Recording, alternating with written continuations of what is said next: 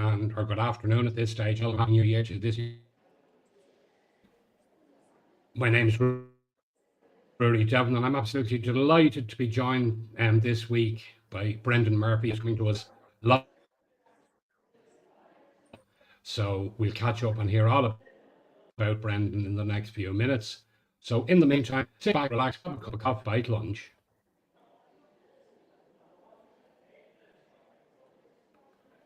And we're still having that.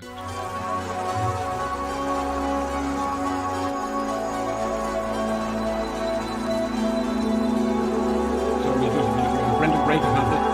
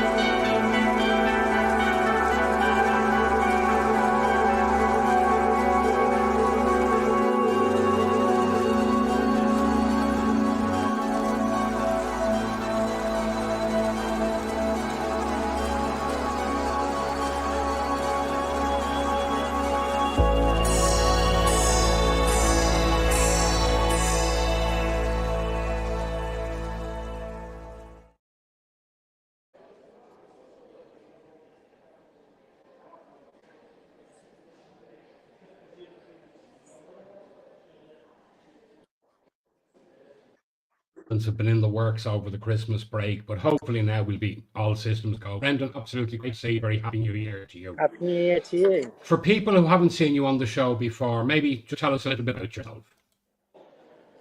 Well, okay, so basically I'm an international business consultant, and I've lived in Ireland for most of my life. But for the last 25 years, I've known Ukraine, and I've worked with businesses in Ireland and in Ukraine to collaborate together. I have lived in Ukraine. I bought property in Ukraine. I have many friends in Ukraine, and I married a Ukrainian girl, and everything was pretty normal, barring the pandemic, until Putin decided to invade, and he picked about 10 kilometers from my home in Ukraine to start his second phase of this war that started in 2014. So obviously there was a journey bringing my whole family to Ireland. There was an argument with the Department of Justice because they didn't want to give visas to Ukrainians. But all of that was subject to a book that I wrote, War in Ukraine, An Irishman's Journey, which is all about the kindness of strangers and about what Ukraine is really like before the war, what the run-up to the war was like, and pretty much what the escape was. And it involved safe houses and cruise missiles and tanks and soldiers falling from the sky. A lot of stressful, we're having problems moments. with your signal. We're just having problems there with your signal. Okay. With your signal there. Right. I don't know if I can do much just having better, problems to with be honest. there. Connect you see if we that link. Okay. Well, Brendan has actually showed some images which will very quick show you.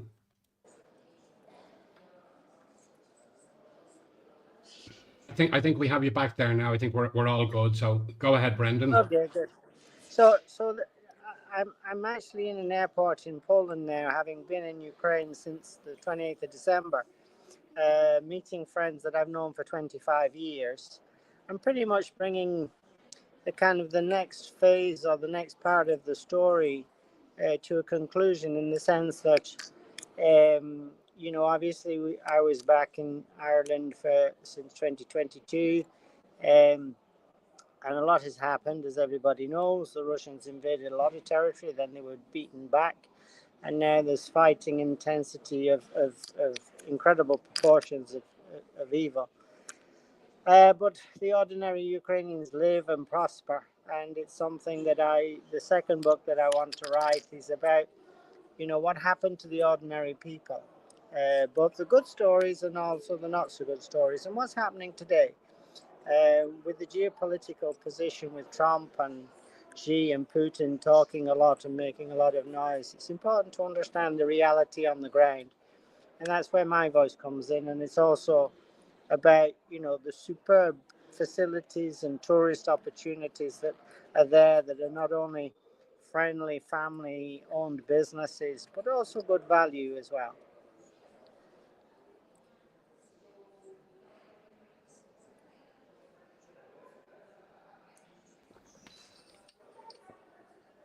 It's been quite a journey for you and quite a story. I mean, for those that haven't managed to see your book, the book is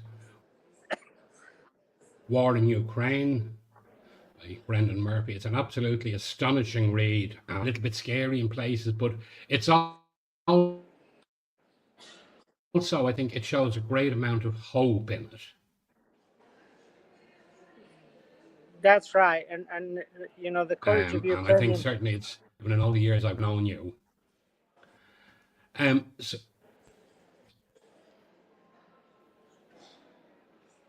now, you did send us over some pictures, so Cheryl, perhaps you can run that show there and we'll just go through some of the pictures, and Brendan can.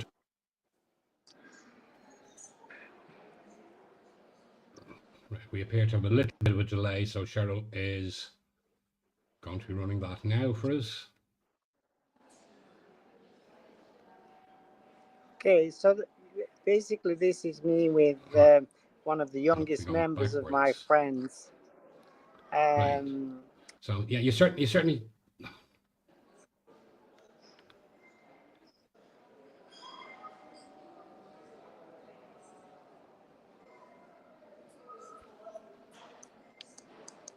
Right. Yeah. Go ahead, Cheryl. You can move on there. So this is Migover, a very small Like, village. It's all local people, and we're it's just a having ski resort. for some reason the show is.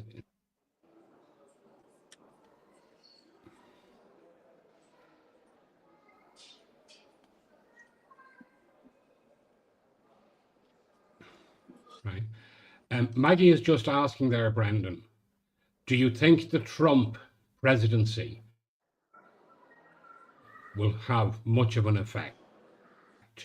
No, if anything, he'll have absolutely zero impact. And if like, he's not. You can't change a killer.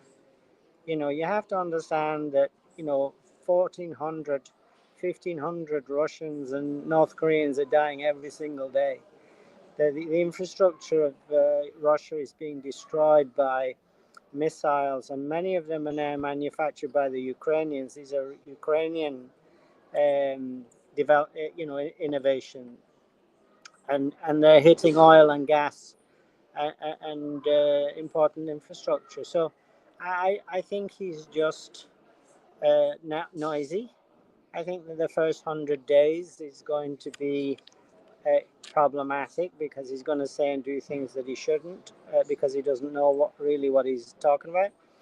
And I think that the reality is that Putin intends and is doing serious damage to Europe, not only with the war, but also with cable infrastructure, with killing different people in different places, with pressuring, digitech companies and that, including my own ban from LinkedIn, um, to try.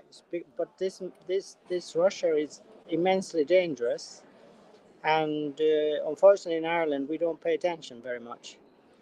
Um, and I was talking to another person yesterday, and in reality, if Ireland wanted to be taken seriously and be a united Ireland, it would have to form part of a defence pact, and that would mean we'd have to be spending up to 17 billion euros on defence, and we spend 1.5 billion currently. And we need NATO to look after our cables and our gas pipelines. And the very same cables and gas pipelines are being ripped up by the Russians around Finland and around the Baltic Sea.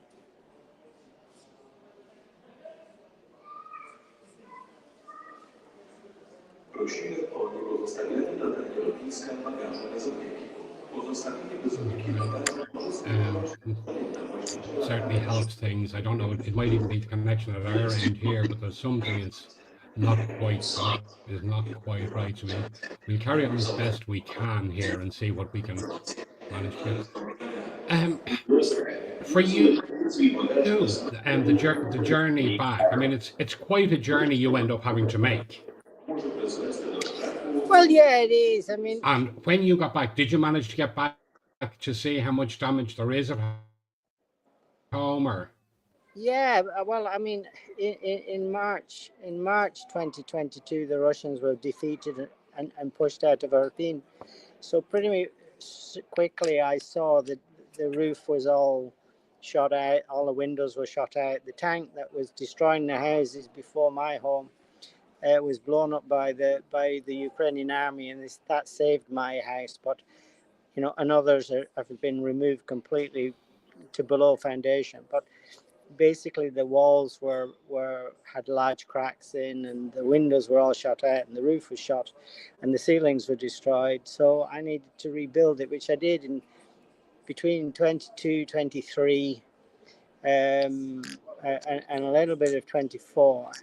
It's now in a place where I need to replace the floor and then furniture, and then it's habitable now if you don't need furniture. If you understand, there's a floor, but I need a laminate floor to cover it. But my neighbours, unfortunately, some of them were killed at the time. One of them died last month because of the effects of the war and the stress. And that's just the reality. And others are very upset because their sons and daughters are going to war, and some of them are volunteering to help the injured.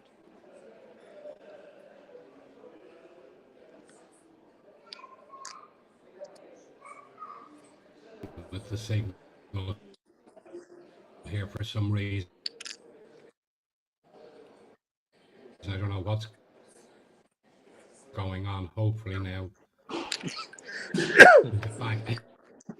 Who gets asked is about their favourite late bite lunch. So for you,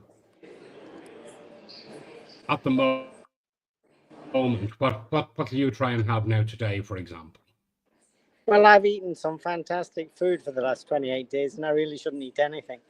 But I think that cherry vareniki with smetana, which is like a sour cream, is very, very, very tasty, and that would keep you going for the whole day, to be honest.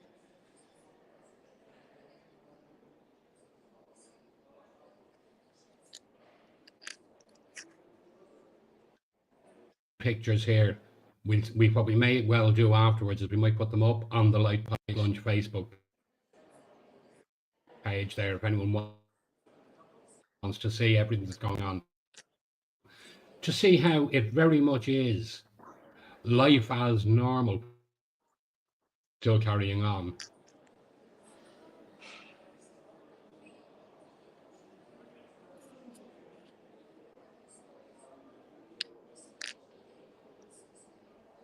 So, just very quickly, we're going to go and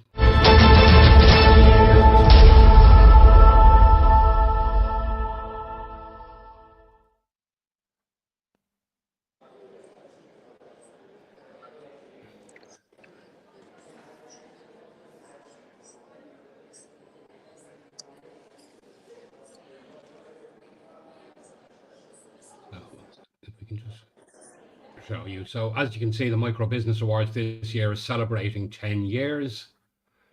It has been quite an adventure getting to this point, and we're delighted to be here now. So just to quickly run through the various categories that we'll have on offer this year.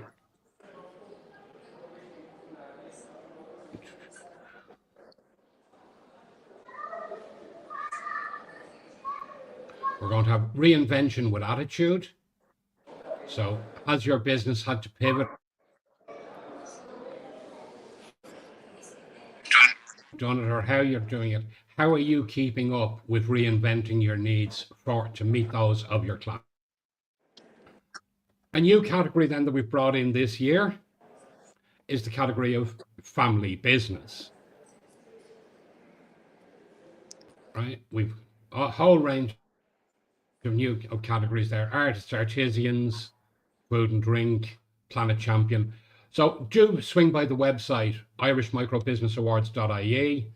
You will find all the categories there, and then what you can do is you'll be able to enter them from there and see everything that's happening.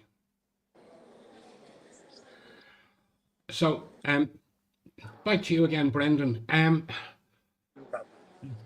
Do the people in Ukraine feel there is an end in sight?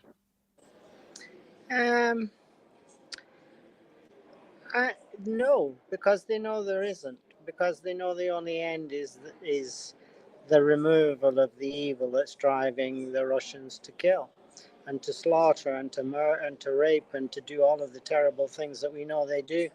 And they did in 2022. The Ukrainians are very clear that unless something substantial happens, this will get bigger, not less. And I don't mean in Ukraine. It'll be in different countries. And they understand that very clearly. Right. And given that fact, then, I mean, like, where is the strength of people coming from to keep going every day, given the fact that they know there is such a big slog ahead? Well, I mean, I suppose it's very much like World War II in the sense that people who were occupied all the way up to the English Channel kept going, kept fighting, kept, doing what they needed to do on a day-to-day basis, and struggle with the challenges that are involved in that. A lot of people are looking for normalcy and working very hard to try and keep as much as normal as possible. And they are very successful at that as well. But I think that the Ukrainians know better than anybody in Europe. And as Zelensky said the other day, there's 980,000 Ukraine military. There's 250,000 in the UK. If Putin attacked anybody else, there isn't the people to fight in Europe. The French don't have that many soldiers either. There's conversations going on with politicians saying, okay, we'll have a combined force to do some border protection. That would use the whole of the British and the French forces. The Polish where I am now, before I travel to Dublin, they understand as well and say, well, we're going to have to raise our military numbers up to hundreds and hundreds of thousands of active soldiers. That's just the reality of this.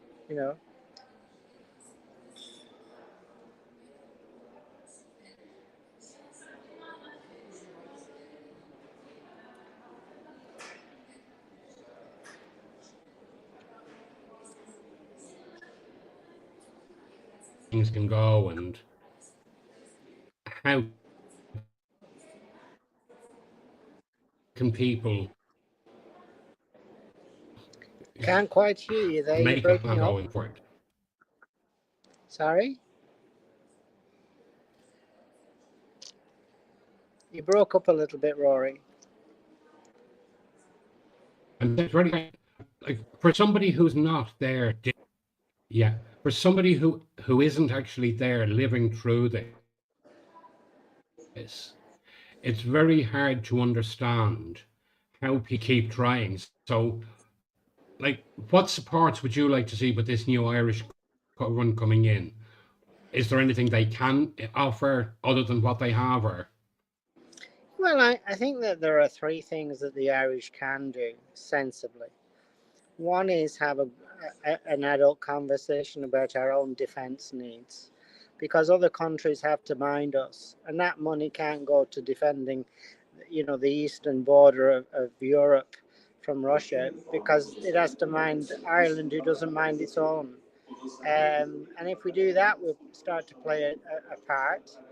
I think in terms of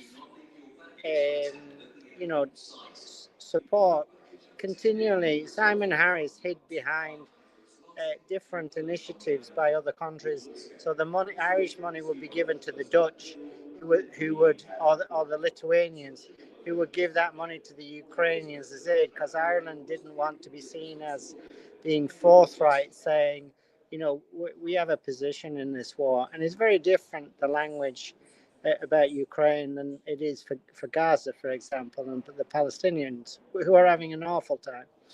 And there is a bizarre difference in language and intensity between the two conflicts, right? And they are both wars, and they are both brutal, and they are both very terrible. And that'll get a lot of Israelis hating me now, but they can join the Russians if they like. But I think we need to be.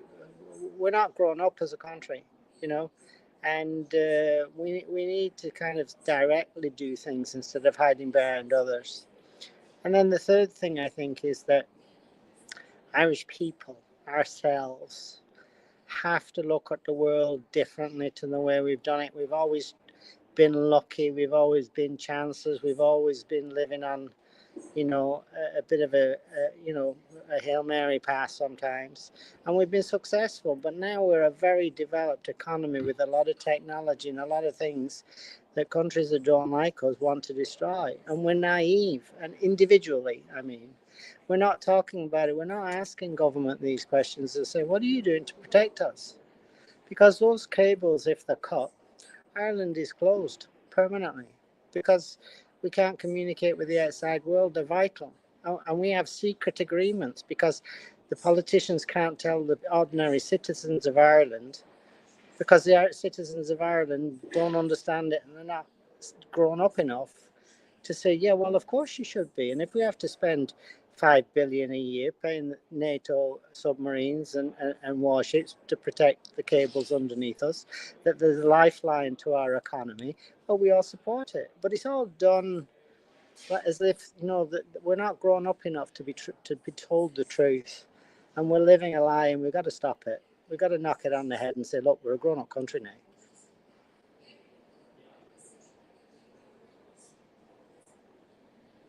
Yeah.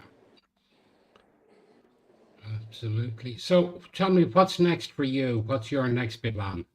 Your book in the oven? Well, yeah, I got, the second book, as I said, I want to do, but I've got to, I was working in IT for quite some time, and that contract ended. So I really need to go and do some work and earn some money.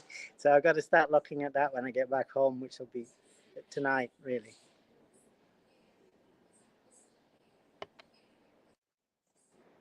Right. Well, we have your email address going across the bottom there. Again, folks, we apologize for the technical issues today. Brendan, what I will do is we're going to wrap it up there, but I will come back to you, bring you back on in the next couple of months to get an update where things are at, and hopefully we'll have eliminated all the gremlins from the system. All right. Well, absolutely. Thank you very much. Maybe it was a Russian invasion, knowing you were coming on, and decided to hijack them.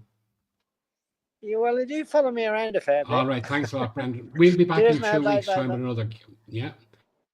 We'll be back in 2 weeks' time with another guest, and until then, we'll wish you all a very good afternoon.